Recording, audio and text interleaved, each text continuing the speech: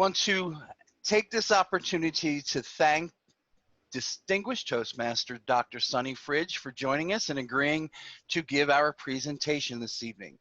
So without further ado, I am now going to introduce to some and reacquaint with others Dr. Sunny. Now, Dr. Sunny is a coach, speaker, and trainer with the John Maxwell Team. She is certified to facilitate, speak, train, and coach clients in the areas of communication, leadership, professional skills, and personal growth. Trained and mentored by John Maxwell and mentors of his world-class faculty, Dr. Sunny is equipped with the tools, resources, and experience to help leaders develop leaders in business, organizations, and groups. She has been a Toastmaster since 2015 and has earned her Distinguished Toastmasters designation in 2019. She is the immediate past president of the Central Mississippi Advancing Toastmasters Club and was the Sergeant at Arms for Competitive Communicators Online Club. Like many of you, her club leadership experience was tested when the coronavirus pandemic impacted our daily lives. Life, as we know it, became known as the new normal. Like most organizations, Toastmasters clubs were no longer able to meet in person and transitioned to meeting online to protect the safety and well-being of members. Thanks to great leadership, clubs are able to continue the Toastmasters mission to provide members a safe and supportive environment to become better communicators, public speakers, and leaders. When it comes to leadership, you will often find the toughest person to lead is always yourself. Grab a pen and paper and get ready to learn some keys to self-leadership success. Her presentation is titled, "Didn't See That Coming: How to Lead Yourself and Others Through Change and Uncertainty." Please help me welcome Dr. Sunny. Hello, everybody. It is a pleasure to be here. I'm Dr. Sunny. I want to thank Ben for that kind introduction, and I'm so excited to be with all of you today. I'd like to do a quick poll. So if my colleague Isabel Kadori could launch the poll, I want to see who is in the room today. I know we have many types of officers here. So I see that there are several club presidents, a couple of VPs of education, a couple of secretaries, treasurers. Okay, we have at least a representation. We have at least 6, 7 district officers. Wonderful. Just trying to get a feel for who is in the room today as we talk about leadership, and we're starting this new year. And of course, you're leaders. So as we talk, just start thinking about some of the things that I'm going to share. The topic that I'm going to talk about, because it's very special to me, it's about leadership.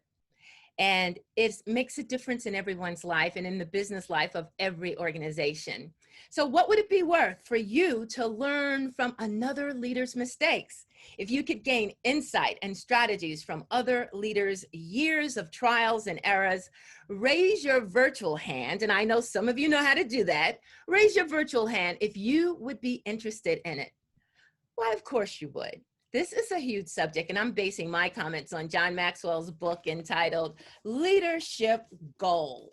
Today, I want to talk about 2 of 26 lessons in this book that can help you and me increase our leadership. In fact, if you've never experienced a failure at least once in leading others, would you please just raise your hand right now? Probably all of us have experienced a failure when leading ourselves or leading others. And I don't know about you, but when I sat in a heap after making a colossal blunder in my leadership, I wished someone would have warned me out about it. So the stakes are really high in leading others today. I bet you would agree with that as well. And particularly during these unprecedented times, uncertainty, the coronavirus pandemic and civil justice issues, unemployment, the pressure to perform is increasing and it's not decreasing in today's markets. So how would you like an advantage in helping your team become successful? Of course you do. A wise person learns from his mistakes, but a wiser person learns from others' mistakes, and the wisest person of all learns from others' successes. So the author of this book has been a friend and mentor of mine since 2015. Dr. John Maxwell has mentored thousands of individuals, hundreds of companies over his leadership career.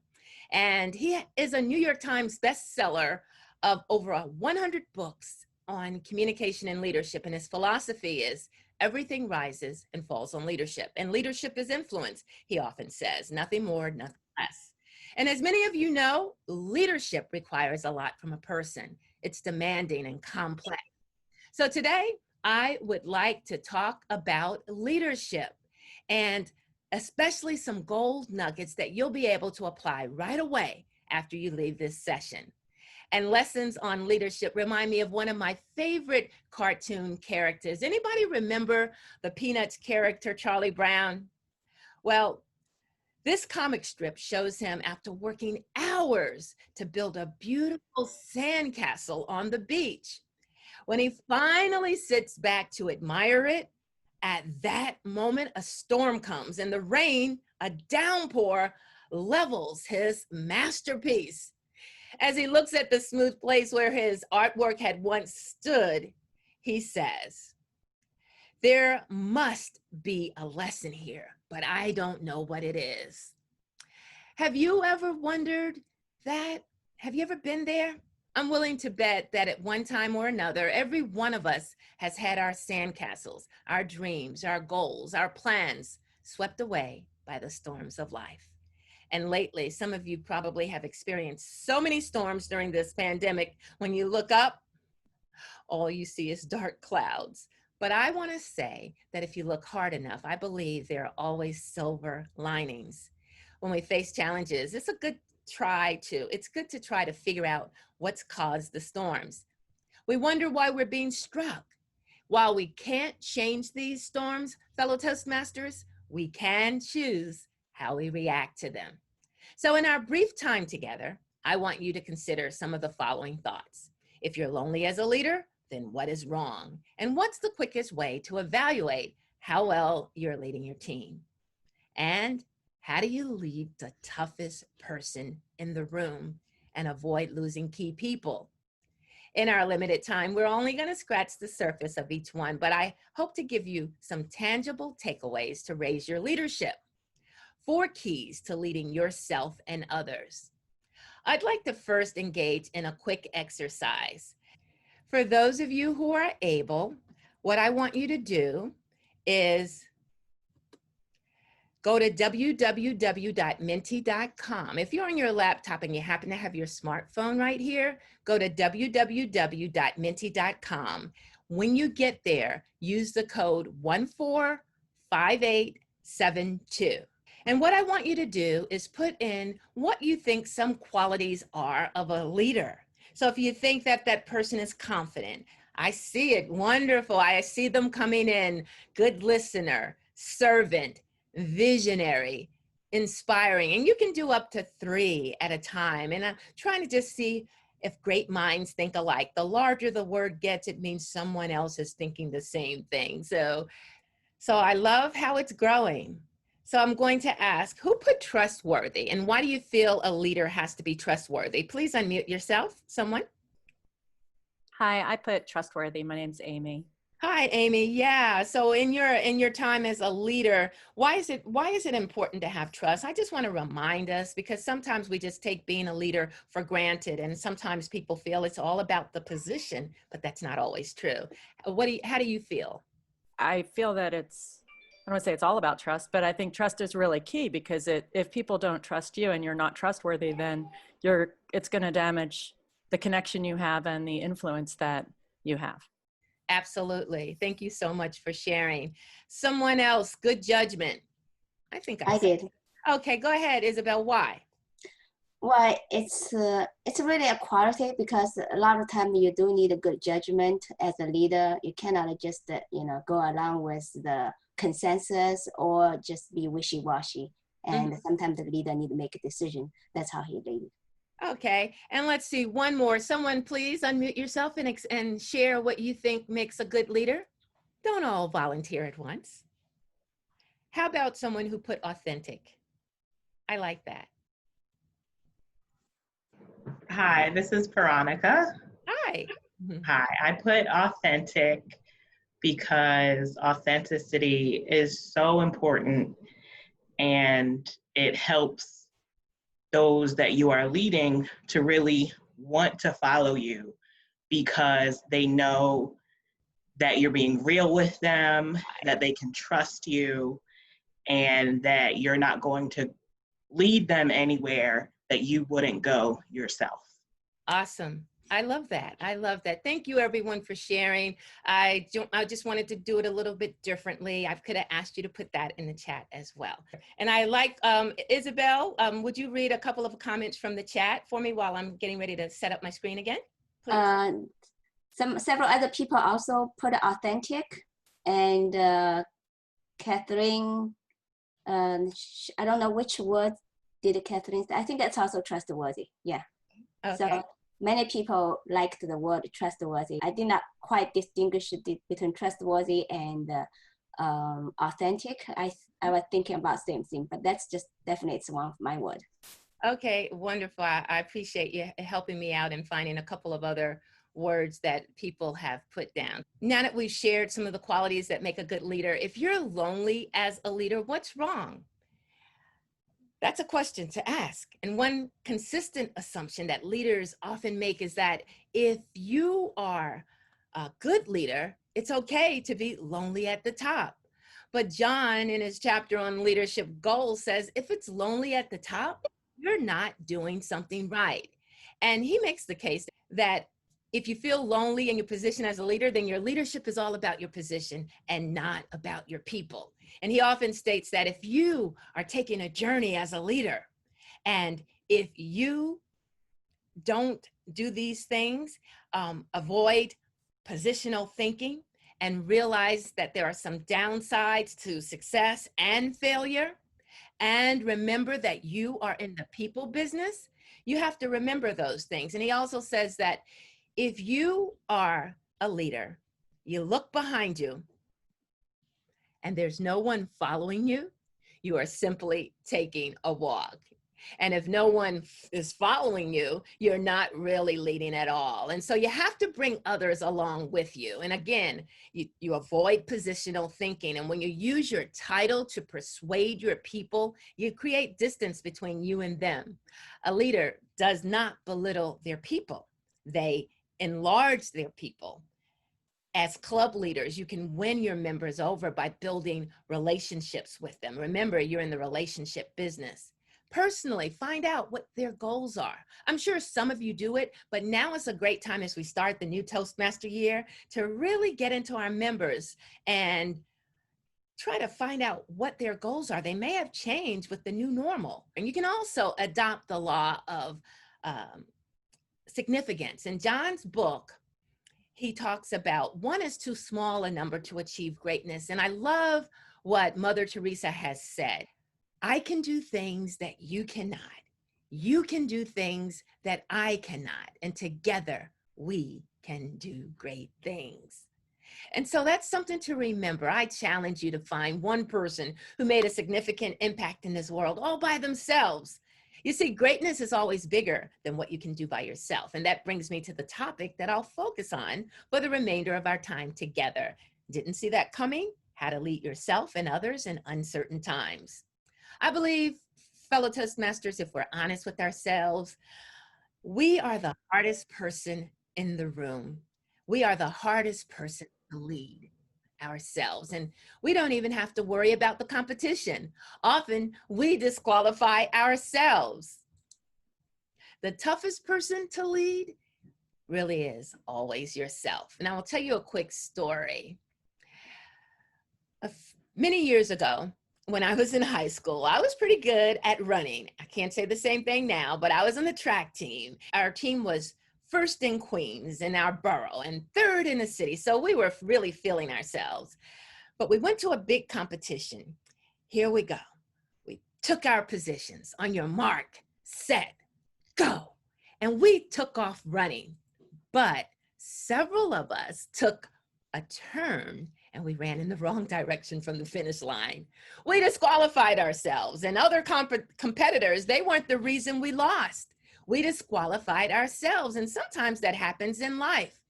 As leaders, we're our own worst enemies. So part of this is because we don't see ourselves realistically. It's human nature for us to size up everyone else realistically, but not ourselves. And we tend to judge others according to their actions, cut and dried. However, we judge ourselves by our intentions. And even when I blow it, I often let myself off the hook because my motives were good.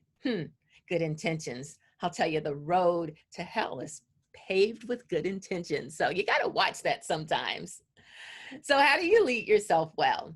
Well, to make sure you're going in the right direction and getting out your own way, these are some great questions, which leads me to our first key to leading yourself. That key is to learn fellowship. Only a leader who has followed well knows how to lead others well. And if you've walked in the shoes of followers, especially your members, then you'll understand better what it means to be under authority. It was Roger Adair who said, a follower shares an influence relationship among leaders and other followers with the intent to support leaders who reflect their mutual purposes.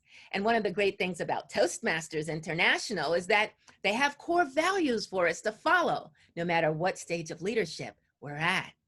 Would someone write in the chat what those 4 core values are? And who's getting them right? Isabel? Yes, somebody. Service, integrity, excellent, respect.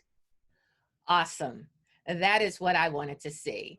We've got that integrity, respect, service, and excellence. And sometimes I remember it by saying rise, and I put the R at the top. So it's respect, integrity, service, and excellence.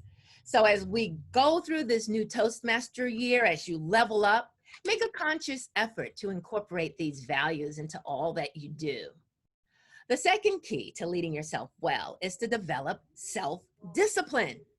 It said that one day, Frederick the Great of Prussia was walking on the outskirts of Berlin when he encountered a very old man walking ramrod straight in the opposite direction. "Who are you?" Frederick asked his subject. "I am a king," replied the old man. "A king? Over what kingdom do you reign?" The gentleman answered, "Over myself." Now that reply reminds me of comments I heard during a trip that I took with my sister Michelle. My sister Michelle and I, we have a bucket list of dreams, which became even more pertinent and real for us when she suffered a stroke in 2018. Now she's doing well, and our bucket list includes taking trips together. And last February, we were in the Bahamas sipping pina coladas with Oprah and her best friend, Gail. Okay, it was the Oprah Winfrey Girls Getaway Cruise, and 2,000 women were also on the ship, but it was still a once-in-a-lifetime opportunity, and it was an honor to be in the breakout sessions to hear Oprah and her guests share inspirational stories about how to live your best life. Oh, I was a little excited there. That was because Oprah came out and she wasn't supposed to. We thought we were just going to hear one of her magazine peoples host the event. And we got very excited that she was there. It was one of our first Oprah sightings. And while she was in the room, she shared her life and she talked about a poem that she memorized as a little girl. And we all just listened. We smiled, we laughed, we hugged, even shed a few tears. And you could hear a pin drop as Oprah recited lines from Invictus, a poem she learned as a young girl. And it reminded us of the power of believing, as she said, "I am the master of my fate. I am the captain of my soul." Fellow Toastmasters, to be the master of your fate and the captain of your soul takes discipline. And discipline is simply giving yourself, it's giving yourself a command and following it through. Self-discipline is the highest form of leadership. You're the master of your fate, the captain of your own soul. And so you're leading yourself. It can be a challenge. And it's one of the places where your character shows up, how you lead yourself. And honestly, there are days when I just want to take a break from keeping myself under control. But the problem is, it's not wise to do that, to take a day off, which leads me to the next action that you can take to lead yourself well. So right now we you have to, make sure that you find the fellowship, that you have developed self-discipline, and now you want to seek accountability. Seek accountability. People who lead themselves well, John says, know a secret. They can't trust themselves. It's when you think you're untouchable that you learn how quickly you can be touched by poor choices. And the choices you make you. As I was developing as a leader in my organization, when I was a faculty member at a local university, there would be memos sent out by our administrators informing me and everyone else that another faculty or administrator we worked with had to be removed due to failure to lead themselves. And as a result, this hurt everybody and those that they were leading. Do you have an accountability partner or peer group? Perhaps it's your executive teams. They can serve as your accountability group. How often do you hold your meetings? If you hold them monthly, that's probably pretty good.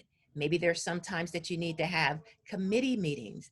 Often we know what to do, but we don't do it. And I would say that when we actually do better and we know better, we do better. So if you regularly have agendas, do you send them out? For some of you already know this, I'm preaching to the choir, but for those of you who are new leaders, I would challenge you to send them out before your meetings and ask for input from officers to add agenda items. I've learned from so many successful people that the secret to meeting success is having an agenda. And that also helps sometimes when others have another agenda, an alternate agenda, so you can stay on task. And do your goals have deadlines? I know for myself, just being aware of an upcoming meeting with my group, it allows me to be accountable and avoid acting upon poor decisions. And one of the best things that I enjoy as a coach, speaker, and trainer of the John Maxwell Team is that it includes an accountability program. A couple of times a year, we have the opportunity to participate in this program. And for 8 weeks, we are paired with 2 or 3 other members, and we hold weekly timed accountability calls where we decide on goals we want to reach. And sometimes that can be that you want to lose weight, or you want to take on a big project, or you want to take a great vacation.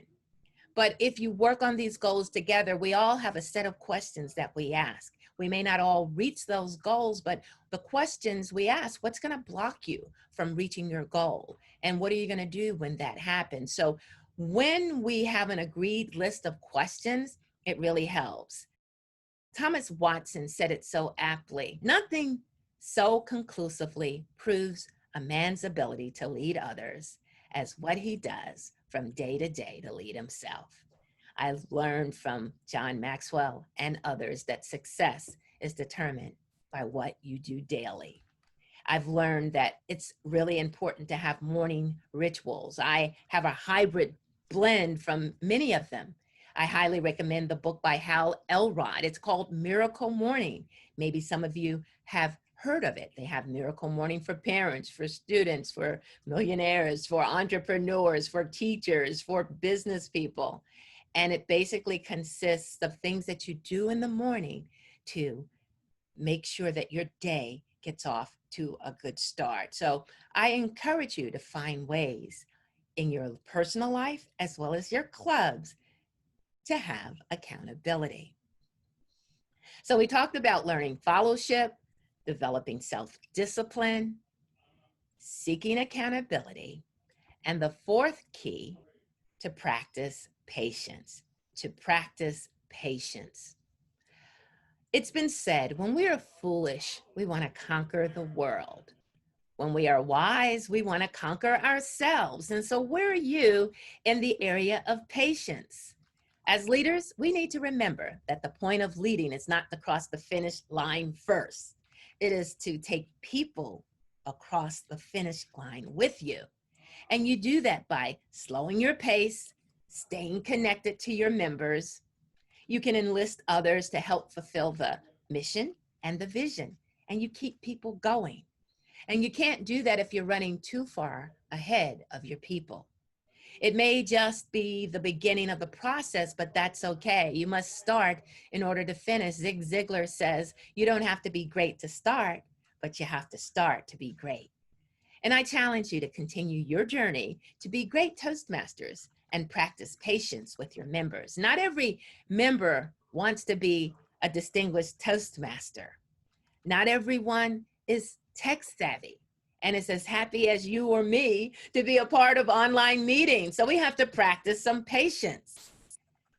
So what does that look like? It may include compromise.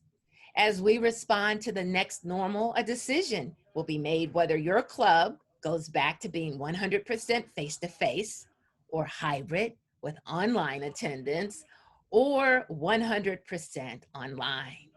It will take patience. So the keys to leading yourself well include learning followership, developing self-discipline, and seeking accountability and practicing patience.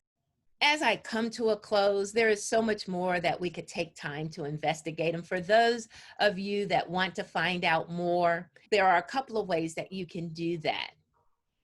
You can reach me by email, or you can reach me through Calendly. And I'd love to help you increase your awareness and increase your intentions with growth to be a better leader and leading yourself well. To stay in a growth environment, I have a couple of programs and opportunities. And so just connect with me. In the meantime, it has been a pleasure to be with you here today, sharing some ideas on leadership, District 18. I look forward to definitely coming back and working with you in the future. Now I'd just like to open up. I see that we still have some time. If you have a comment or a thought that you'd like to share, I'd love to hear your thoughts in the next 5 to 10 minutes. Okay, Sharon Turner has raised her hand, and then followed by Kathleen Davis. Thank you so much, Ben. Hi, this is Sharon. How's everyone this evening? Hi, Sharon. Let's see if I can make it so we can see you. There we go. Oh, really? Okay.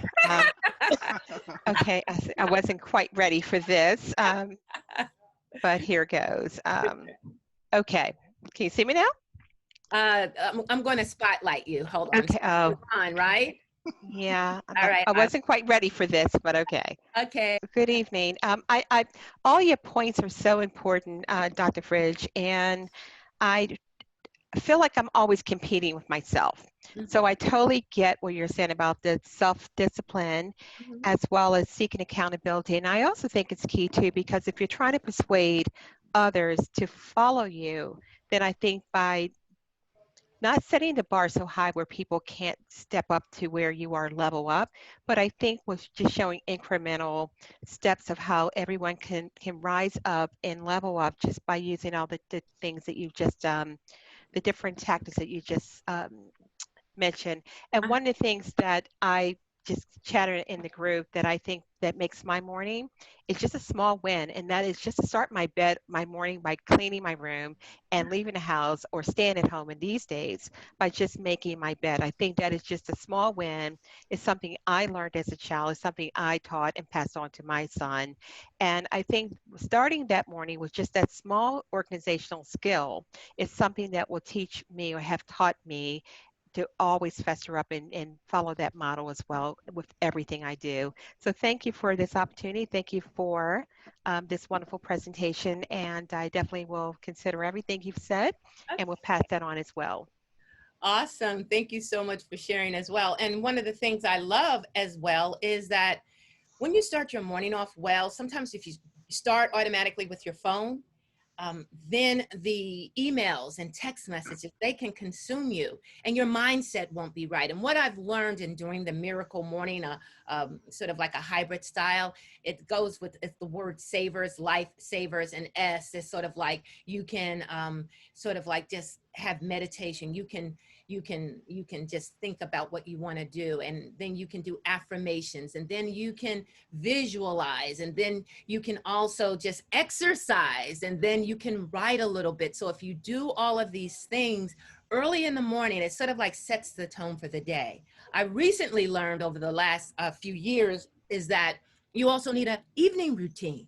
You need to kind of like think about how your day has gone, and what went well and what did not, and what you need to accomplish the next day. I've learned that if you can at least put 2 to 3 things you need to do for the next morning, it's sort of like in your subconscious, so that when you wake up, you know what you have to do. Kind of like when we grew up, we would put our clothes out the night before, right? So we knew what we were going to wear the next morning. Well, it's sort of similar for some of the goals that you need to tackle the next morning. If you kind of have that mindset, your subconscious helps you prepare. And Oprah Winfrey has said, you don't get what you want, you get what you believe. And so some of the things that you'll need to do is just start having those affirmations and talking to yourself, and asking yourself, what's important to me in my life, especially now. We're all at home, and I've said it before, now that I do so many Zooms, I don't know whether I work at home or I live at work. You have to almost set aside some time for yourself. It's self-care to me is more important than ever, because if you take care of yourself, you can take care of others, because that influence that you have in leadership, whether you are a stay-at-home mom, a student, an entrepreneur, or a CEO, we all have that influence. And if we can lead ourselves well, we can lead others well, particularly in our families, in our communities. And then if that leadership can trickle up, I believe some of our leaders in high places need to understand some of the things that we were talking about today in terms of what true and effective leadership is. And I understand that there was someone else who had their hand raised. Would you unmute and just introduce yourself? And tell us where you're from too, by the way, who you represent. Kathleen. Hi, Dr. Fridge. My name is Kathleen Davis, and I am the District 18 Finance Manager. Wonderful. And I'm in Winchester, Virginia, so I'm pretty far from the bulk of folks in our district. But a couple of things that really resonated with me, and the one was, of course, I believe you called, so it was the Miracle Morning. What was his name? Hal Elrod. It's, if I get up, I pull my whole desk with me, but it's called Miracle Morning with Hal Elrod. I tell you, those are some fantastic books you can get off Amazon. I mean, he's not paying me to say it. I have the real estate one, and I have entrepreneurs. And if you have Kindle, some of them are free, by the way, but it just gets you in a mindset. He came back from an almost death experience in a car accident, and he learned to get his life back together. And now he does wonderful. He has a Facebook community. So perhaps if you even go to that first, you can make up your mind. But when you have an intentional mindset and a miracle morning of just really just savoring the moment and understanding these rituals, and you can do them 60 minutes, you can do 30 minutes, or you can do each of them maybe 1 minute, but it sort of gets you in the habit, and our habits make us. I teach a public speaking class with students, and I'll usually tell them, be careful of your thoughts, for they become your words. Be careful of your words, for they become your actions. Be careful of your actions, for they become your habits. Be careful of your habits, because they become your character, and be careful of your character, because it becomes your destiny. So the more things that you think about, and the words you use, and the daily habits that you do, forming good habits makes a difference. And we can't be perfect, but practice makes better. Well, so I agree with you.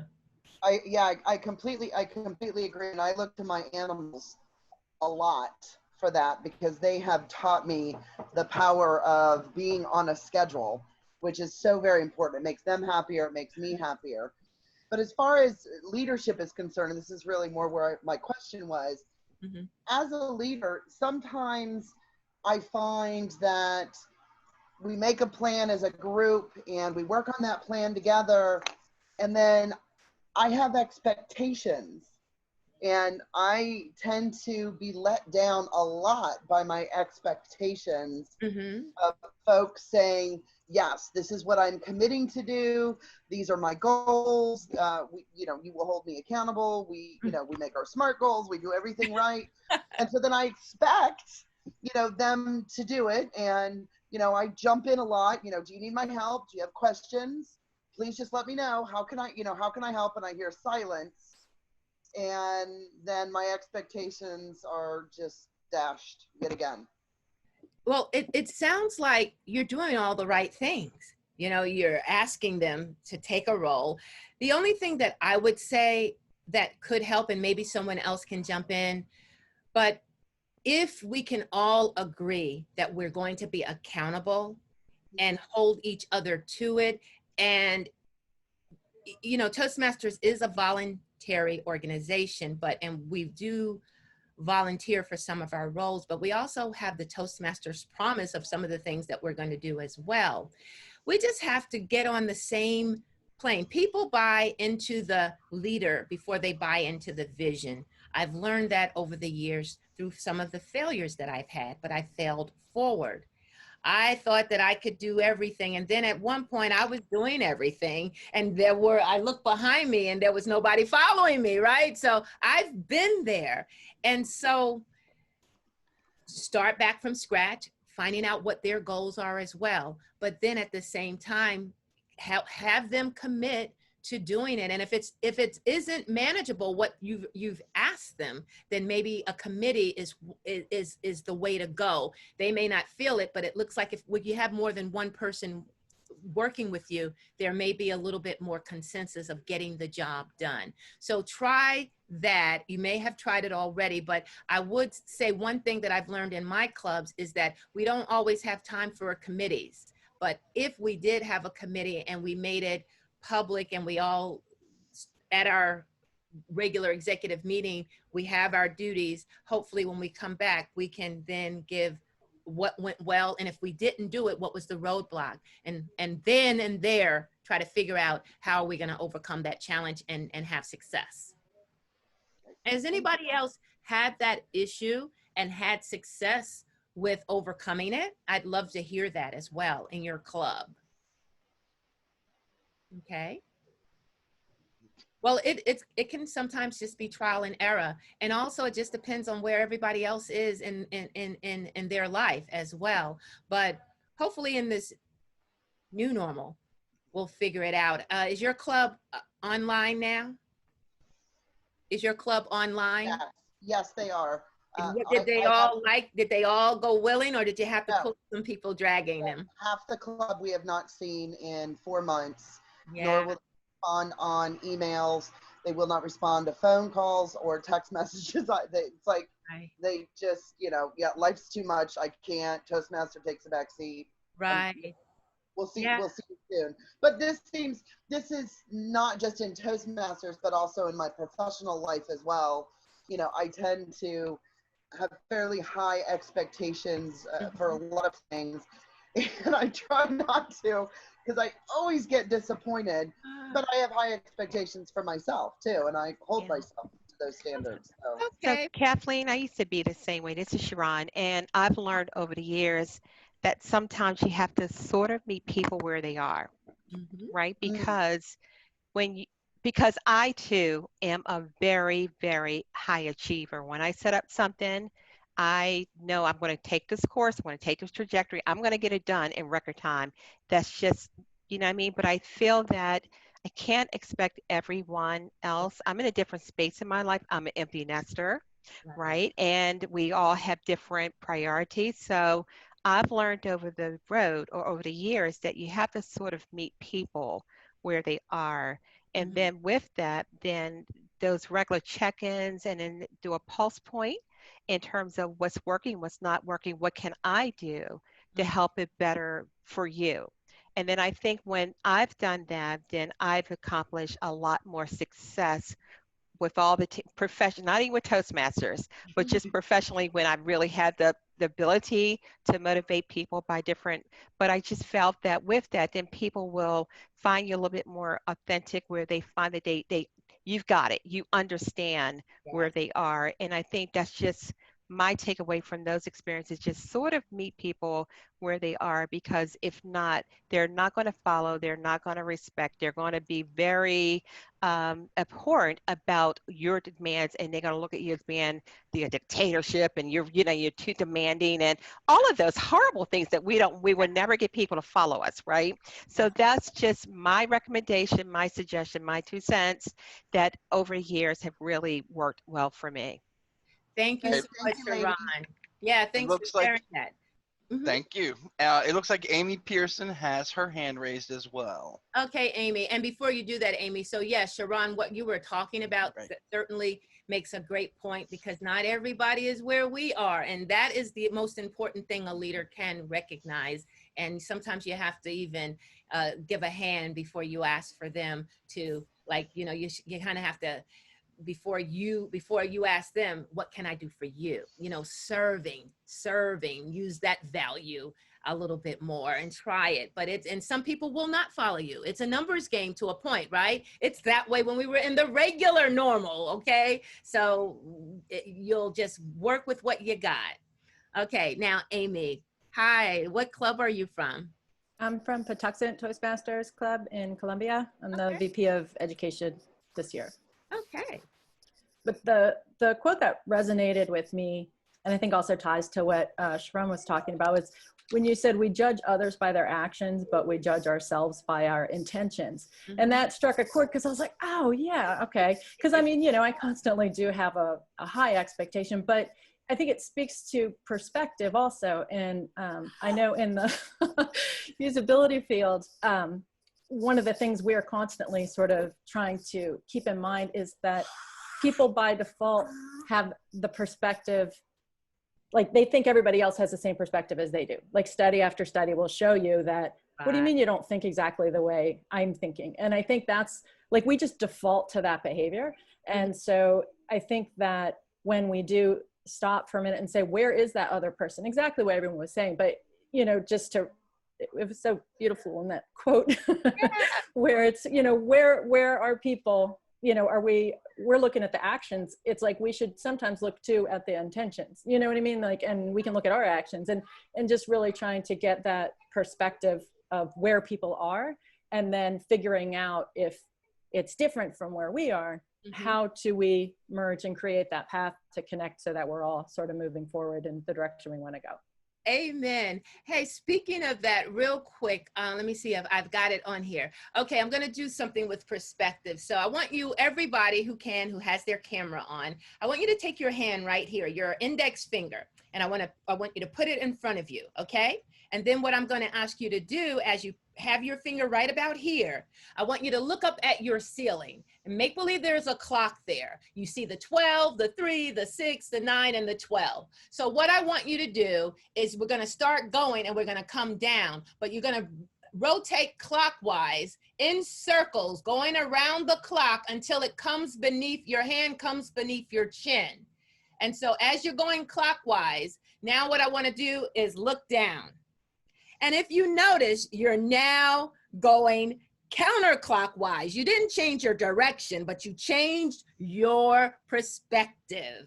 And so what I want to say to all of us is, in life, sometimes we may not have to change our direction, but we have to change our perspectives. So when you go back to your Toastmaster groups, be thinking of that in mind, okay? Change your perspectives. Thank you, thank you. All right, and thank you so much for sharing those comments. Is there anybody else? I know that we have a few more minutes. And oh, thank you. Someone said that's a great way to demonstrate perspective. Yeah, I have fun doing that. And then finally, what I would say to you all, because we all are leaders here, I am doing a panel discussion in the coming weeks with my District 43. I represent Mississippi, and I will be doing a panel discussion. I also know another club that just did one on Saturday, online presenters, and they're like way ahead of the pack. And they have found ways that they're going to be making sure everyone stays in tune, because you've got big decisions to make. Do you want to stay online? Are you going to do hybrid? Are you going to go back? That is going to dictate the success of your club. So there are a lot of things you need to know. Not everyone has a big budget. Not everyone can get what is needed for audio. Some of us don't even have good Wi-Fi. So you need to know what it takes to have a hybrid club. For those of us who may think maybe we can have a hybrid club once a week and then the other week we can do face-to-face, or we can do, you know, all together, but you do need to be thinking about it in advance. So I will let Ben know, Program Quality Director Ben know, when we're going to have a panel discussion. You're feel free, even if you can't attend live, you can do the replay. And I want you all to just be thinking about what will that look like. And you know, some of us have lost several members because they weren't willing to join this new normal. So something to think about in your leadership role, and how can you be better. So one way to do that is to stay